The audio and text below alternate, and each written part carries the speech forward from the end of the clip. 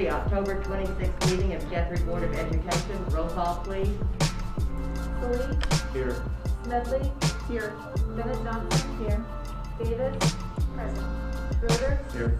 Blake. Here. Pearson. Present. Madam President, we have a quorum. We've established a quorum. Please stand for the Pledge of Allegiance. I pledge allegiance to the flag of the United States of America and to the republic for which it stands, one nation under God, indivisible, with liberty and justice for all. Let us pause for a moment of silence.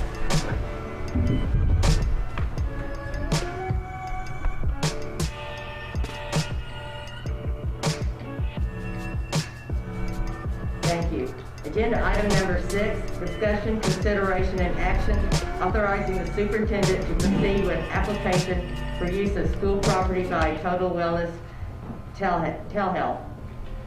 Okay, a while back, it was proposed to our school nurse by Lynn Crawford, who's with us tonight, along with a member of his staff, representing Total Wellness. It was proposed to our school nurse the potential of opening a testing hub in Guthrie Public Schools,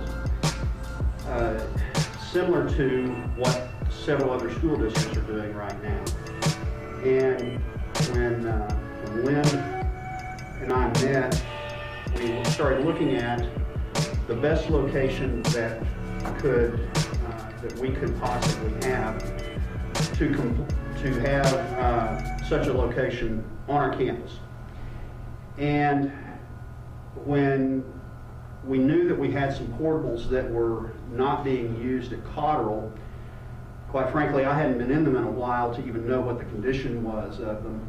I started scouting around at potential other locations as well, looking for something that would be totally self-contained and also would not take anyone that's getting a COVID test into the main building and keeping them away that we could distance them from students. Why? Well, our goal with this is if we have a teacher or student or a member of a student family that would cause a quarantine of that student that's exhibiting symptoms, if we can rule out COVID as quickly as possible, then we can get that student back in the classroom much faster. Meeting with Lynn about how that would work. It's a rapid test.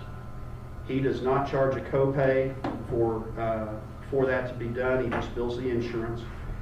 And you can see on the screen what this is something that I shared with the board members also, of the number of testing hubs that he has, some of which are actually physically located inside school buildings. We looked very carefully at a way that we would not take anyone near students.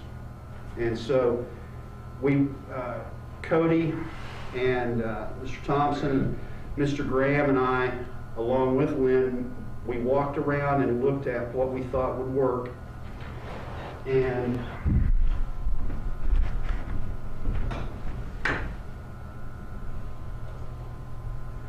so, as you can see, this is the site and the proposed testing hub, which this building right here was last used for the YMCA.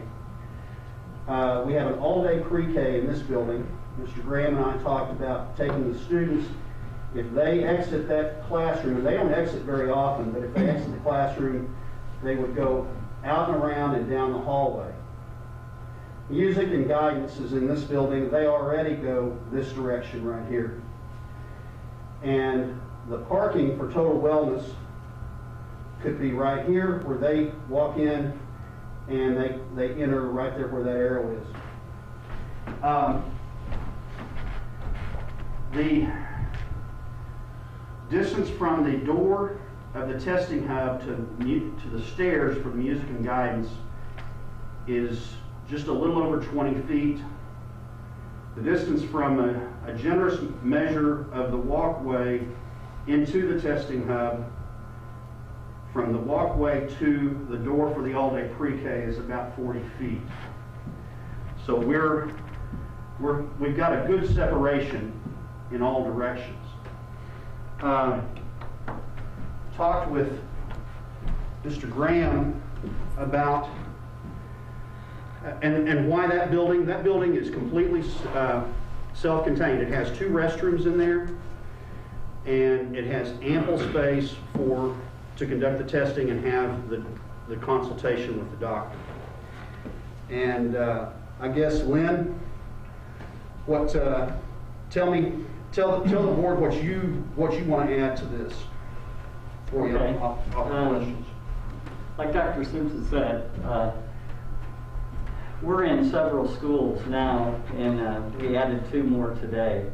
And so, if I could just back up just a hair, our bread and butter of our business is public schools. We've been out in public schools, name a 4A, 5A, 6A school in Oklahoma, and we go out once a year and do on-site biometric screenings for them. And so back in March, when we realized that COVID was probably not going away anytime soon, we ordered 400 of these analyzers, which the analyzers would go in the facility, and that's where you'd be tested, and then a cassette goes in this analyzer, and then in 15 seconds it tells the patient whether they're positive for COVID, strep, or flu. So because we're in so many schools, we ordered 440 of them. Told we were going to get them, and then politics aside, there was an executive order by the president that said those analyzers are going to go to nursing homes. And so that's where they needed to go. And so meanwhile, we got 12 analyzers, and we've already placed those. We just received, or we're supposed to have 12 more this week. So the analyzers are like gold to us. And so we are trying to place them in schools where we have already partnered with. And we've been a partner with Guthrie Public Schools for, like I say, 7 years doing this. And it goes against every fiber of my body not to sell this program. But tonight, I'm not here to sell this program to you guys. I'm just here to offer it as a service. And if you guys would like to have the service, we will gladly bring it to you, and whether it's your students, the staff, whoever that we want to make it available, or whoever you want to make it available to. But when a student comes in, or a staff member comes in, the great news is there's 2 rooms in this testing hub. And so we would test in the what would it be, the east side of the room, and then after the test, once we knew if the test was negative or positive, then we would take that patient into the next room where they would have a consult with a Oklahoma board certified provider. And so that provider will look at their vitals and look at their test results and then give instructions from there. And so if they have the flu, for instance, the provider is going to call the local pharmacy, wherever they want us to call. They're going to call in that script, and then the parent can just pick that child up and take them home, and on their way pick up the script. So all in all, they're probably going to be in there, Debbie, 20 minutes. Probably 20 minutes. Our goal is to have them out in 20 minutes. I think we have about 10 chairs in this room for patients to wait. Obviously, social distancing. And then if we have more than that, we would just ask them to wait out in their car until there was room for one more. Every school that we've been in, I don't know if it's luck or what, but we've never had to ask people to wait. There's always been room. But many times it's pretty full. So if anybody has any medical questions, I may or may not be able to answer those. I'm not a doctor. But our resident VP of operations is here to answer any questions. But before I turn that over to her, does anybody have any questions for me? I have a question. Do most of your facilities in the school, are they on campus with children? Your facilities in the other schools? Are they? On campus where students are? About half of them are. Okay. And we're actually opening up another one this week that won't be. It will be at a location that used to be a school and is no longer a school. But we're also opening up another one at Orville Riser, is that right? Yeah, in Edmond, which will be in a school. And so there's some administrators that they want an analyzer in every one of their schools, and we just don't have the ability to do that. So the analyzer is required to test for the COVID, the rapid test, or? Yes, so the analyzer will test for the COVID test, and the same analyzer will test for flu and strep as well. And so at Cotterell, you have an analyzer Yes, dedicated, yeah. Lynn, at a school compared to the size of Guthrie, I mean, how many types of individuals can you give us, tell us ballpark and run through there? I mean, compared to the school district size. You know what, every school has been different. We've done about 1,200 tests, and of those 1,200 tests, we've seen 80 positive tests, which is about 7% of what we're testing. About 7% of the students or patients, whether it be a student or a parent or a family member. I would guess that we would see 10 to 15 people a day would be my guess. I think when the first week it opens up, we'll probably see 20 to 30 people, and then it'll back off. Of course, with flu season here, I think a lot of people will use it for flu as well. It was mentioned that you're not charging a copay. Right. Is that correct? Are you receiving any other reimbursement for that testing? No, there's Or no any charge other to the organization? school. There's no charge to the patient unless they don't have insurance.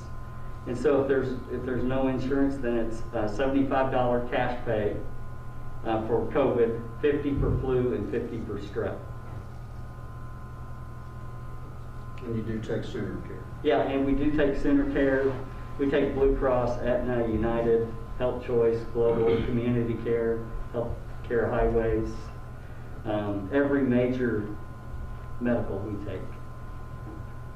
And is it first come, first served? Is that what I read right? It is. It's not by appointment, correct? Yeah, it is first come, first served.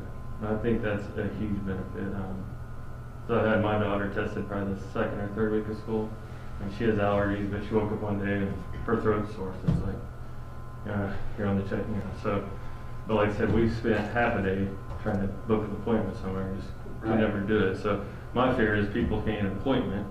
They wait the next day. Well, the kid wakes up, I'm feeling fine today, Mom. Well, let's go to school, and then potentially you got.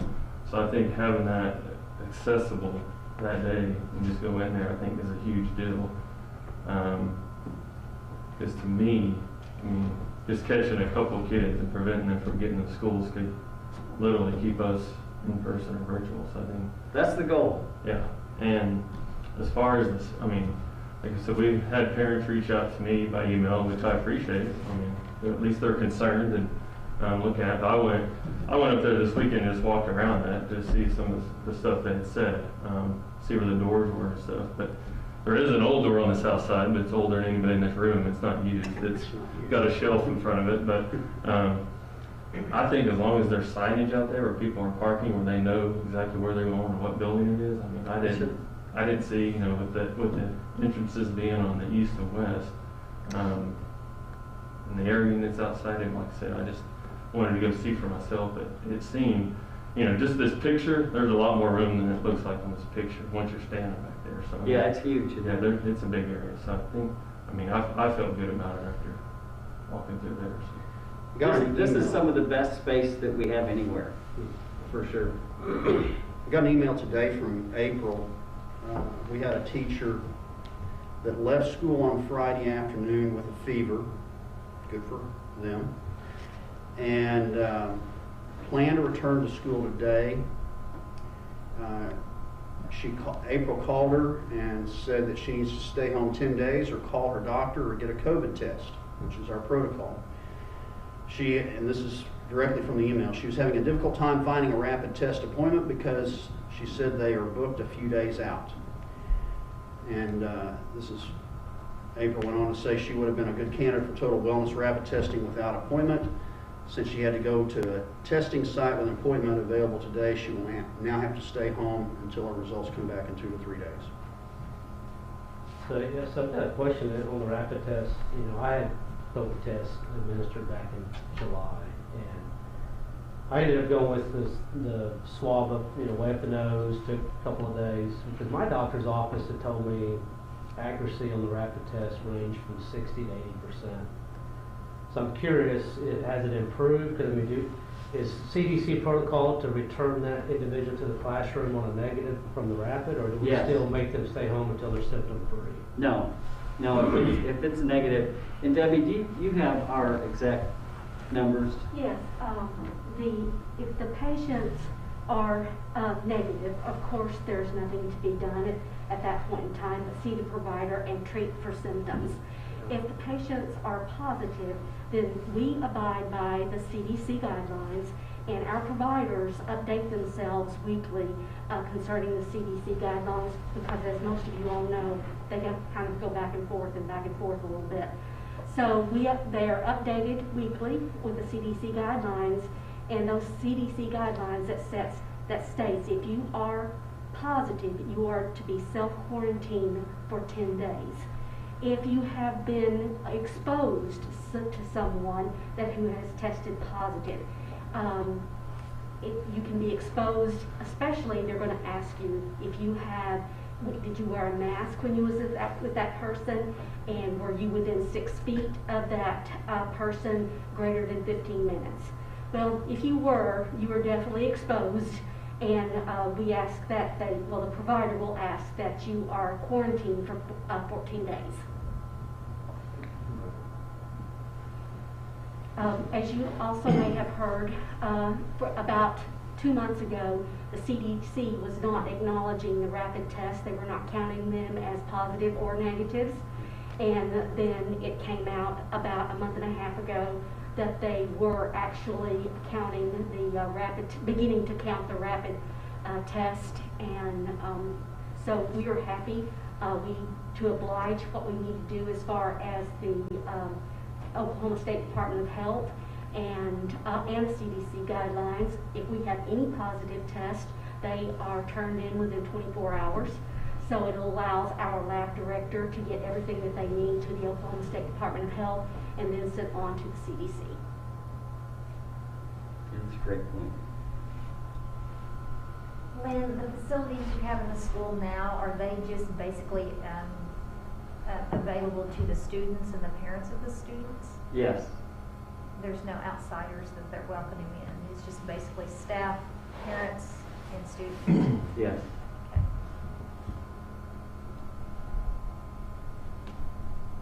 Okay.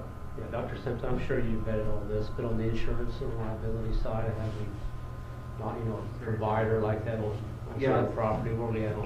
Anything that we have that comes on our campus that's an outside group has to give us a certificate of insurance that names us as the insured, and I have that. That's required when you make the application. Is there any way, Mike, that I'm just looking on, because I know that all that is open, those walkways that, like when you go through the portables and you can go to the right and go to all-day kindergarten, are we going to have some sort of, I know we can't block those walkways, but is there going to be some sort of signage or something there that says stop, don't go there? I actually have it in my car. You do? Yeah. Okay. I mean, it's both ways. I mean, we know people are gonna try to wander. You guys want him to go get it? I can go get it. No, it's okay. No, I mean, my thing was, I just didn't want, Yeah. I want it to be very clear, you know, that they can't just wander around. There needs to be some very clear signage, stop. Yeah, and Don't one go of the past things the point or whatever. that I've done, we have a camera out there, and I've looked at how much foot traffic is through there to kind of get a feel. Mr. Benson has been taking his all-day pre-K through there, and obviously we're going to reroute them. That's really the only traffic that I saw, other than a few teachers going around when they were parked over there. The other person that is a regular walking down there is the whoever we have as the SRO that day, and he takes a walk through there pretty regular, which I like to see that. And I did see a skunk at about 3 in the morning. But and I guess, you know, Mr. Graham's here. If you guys have some questions of him about how things would flow as well. And Scott, you got anything? I mean, the concerns with Mr. Benson's students, since they're, you know, typically 4 or 5 years old, they're never without an adult coming in and out of the building once school starts. Sometimes parents may just drop them off and have them walk in, but also the music and guidance area, the teachers walk them out to music and guidance, and then they wait at the door for the teacher to pick them up, and that's a 45-minute slot throughout the day. So every 45 minutes there's a transition between the two classes. Mr. Grant, can you provide us with some feedback concerning your staff and teachers in response to the Wellness Center opening up? I mean, have you had discussions with any of them? I mean, the only thing that has come up is just really just the location where it's actually going to be located, you know, just to clarify with them. And other than that, there really weren't, you know, any concerns at all with it being there. A lot of them talked about the convenience, just to make sure that that would kind of help us out with parents whenever they have fever and all that kind of, those type symptoms. It'll help us know, is it the flu, is it COVID, or just strep? Mr. Graham, are you concerned that potential COVID carriers will walk into your office looking for the building? Is your staff concerned about that? We are actually going to, the only time that anyone comes in is through the front door, unless it's a teacher with a badge.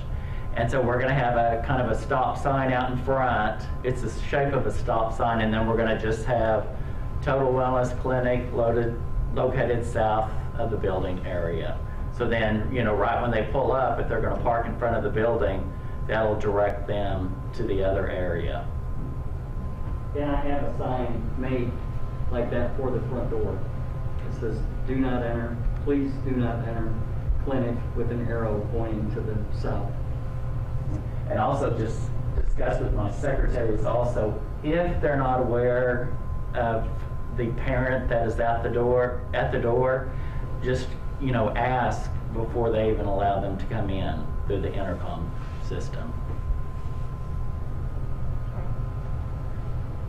Mr. Simpson, when class has been quarantined for 14 days or whatever the time limit is, and a person goes to get tested, are they still quarantined for that 14 days? Can't test out of quarantine. That's what I thought, because Yeah. the health And so department has to release those people, correct? That's the overall goal here, is if we have symptoms, then getting that caught quickly. Because once you are in quarantine, you cannot test out.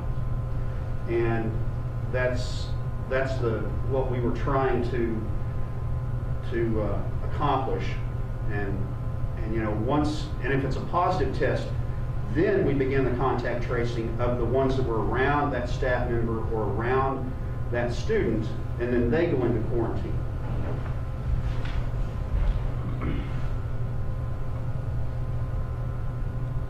My concern is in the letter that we received on Thursday evening was that it also included the employees of Guthrie and the first responders, rather than just keeping it to our students and our parents of our students and our staff. So I guess that was my concern, was too many flowing into a campus full of children. And even though we're going to post it and have signs everywhere, there's always going to be that one person that is knocking on the door or trying to figure out where to go. So I guess that is my concern. I think it's a great service. I just have a concern with it being on campus with students and us opening up to basically outside of the school system. Well, and that's a good point. We debated back and forth. That was an internal discussion that Lynn and I had with Mr. Graham and Cody about who do we open this up to. The first responders was kind of a goodwill gesture, and then we talked about City of Guthrie, because those are relatively small pools of people, and the cooperation that we wanted to show some cooperation with the City of Guthrie, but obviously that's something that is not a deal breaker for us. Honestly, the reason we added those different groups is because I don't want the numbers of tests to be so low that they have to go away. And that was my concern. I don't think we're going to have a large number. And that's based on my anecdotal time, because I had to get a COVID test at the Total Wellness Hub that Edmond Public Schools has at one point a while back. And in that situation, their volume, what I witnessed, was not, there weren't people lined up outside the door, with a lot larger pool of potential testees, patients. And so that's why we added those to the pool, because obviously if they are sitting around not doing anything, they can't continue to do that as well. The City of Guthrie employees and first responders, they have badges to verify that they, like Yes. our staff has badges. Yes, and in fact, many of the first responders have a badge to our school as well, because they have to be able to get in too. So that wouldn't get them in this building, but it gets them in the main part of the school. That they would be able to identify themselves as Yes. an employee or of City of Guthrie or a responder, first responder. Yes. And it's limited to first responders and city employees only. Correct. Not their families. Yeah. But the overall goal was our staff first, because I think that's, again, the thing that would shut us down, is if we have a bunch of staff that are in quarantine, and then our students, and then the members of the student's family, because that is also the group that would force a quarantine. And then the rest of it was more of a goodwill gesture. And it's immediate family and/or Correct. guardianship, I would assume. Yeah, it's who is listed in our student information system.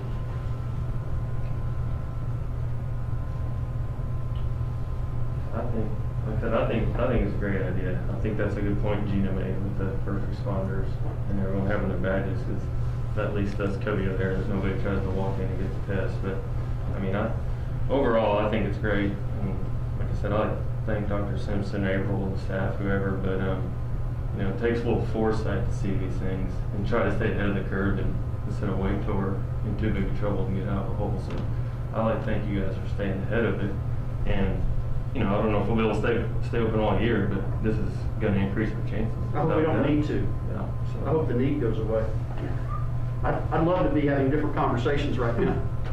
Absolutely. Well, I'd like to thank you all very much for giving us this information. Yes. The board just did not have the information they needed Yeah. to make a decision. Well, thanks for the invite. Yeah. We appreciate it. Well, one more question. Do you give flu shots too? Yes, we do. We haven't given any flu shots in any of these clinics, but I would not be opposed to it. One of the things that they've Actually, already it's a great done idea. is they've already made flu shots available to all of our staff. Yeah. That's what I was mainly, if staff could get in. Yeah, they've already Yeah. done that, and they've already been through and done the biometric testing of the staff that wanted to do that as well. So we've already gotten that taken care of. In fact, they were through so early with the flu shots, I'm not sure we won't have to get a second one. But we started early on that.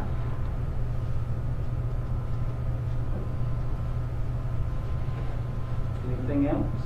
Thank you, Commissioner. Yeah, thank you. All right, thanks. Thanks, Lynn. Thanks, Lynn.